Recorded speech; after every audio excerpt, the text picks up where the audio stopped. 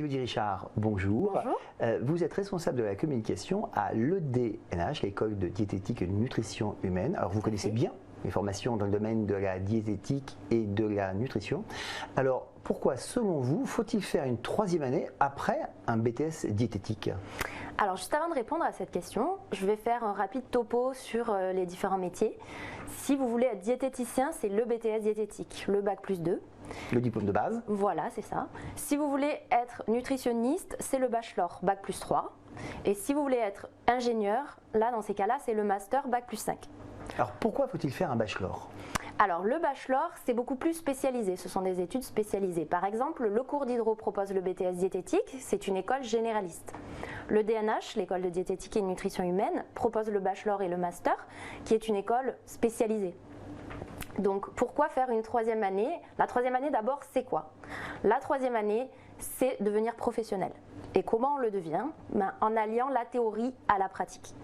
Donc la théorie à l'EDNH, ce sont d'abord les enseignements.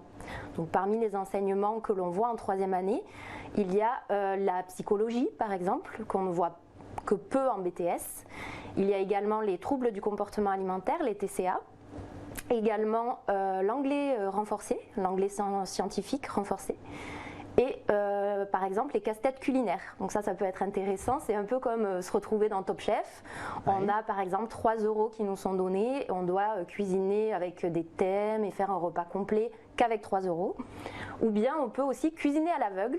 Donc là dans ces cas-là, c'est goûter certains plats et sans avoir la recette, être capable de les reproduire à l'identique. Donc ça, ce sont les enseignements. Pour la théorie, ensuite, on peut passer à la pratique.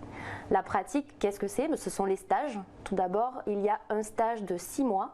Donc le DNH, c'est la seule école en France qui propose un stage aussi long de fin d'études, qui est forcément donc rémunéré et qui est comme un tremplin où on peut intégrer le marché du travail directement après ce stage.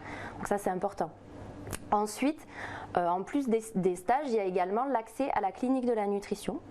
Donc la clinique de la nutrition, elle est intégrée au sein même des écoles de l'EDNH et c'est pour donner nos propres consultations à tout type de patients, donc des patients extérieurs. Donc, ce qui est bien, c'est qu'on peut ainsi étudier plusieurs cas cliniques et vraiment mettre en pratique la théorie des enseignements.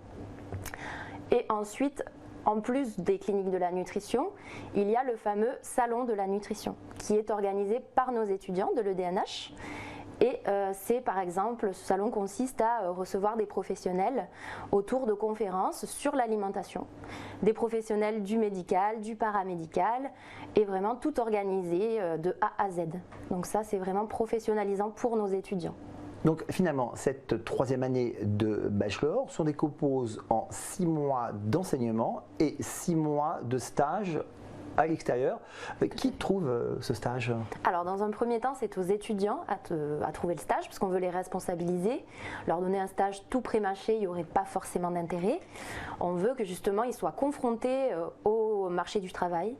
Par contre, dans un deuxième temps, on a une liste de partenariats, on sait ce qu'ont fait nos anciens étudiants, donc ça peut les aider à trouver un stage plus facilement ou en tout cas à avoir des pistes de stage. Au final, si on devait résumer en une phrase l'intérêt de faire une troisième année après le BTS diététique.